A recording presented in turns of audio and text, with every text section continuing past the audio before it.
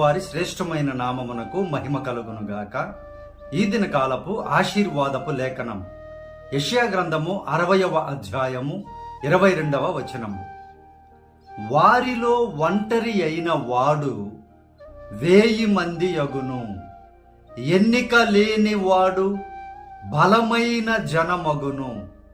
యెహోవానగు నేను తగిన కాలమున ఈ కార్యమును త్వరపెట్టుదును. ప్రియమైనటువంటి దేవుని బిడ్డలారా,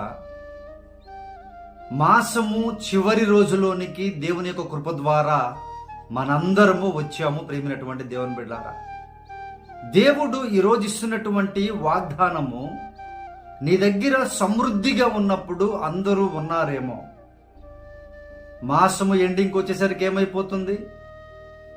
సేవింగ్స్ ఉండవు, జీతాలు ఉండవు,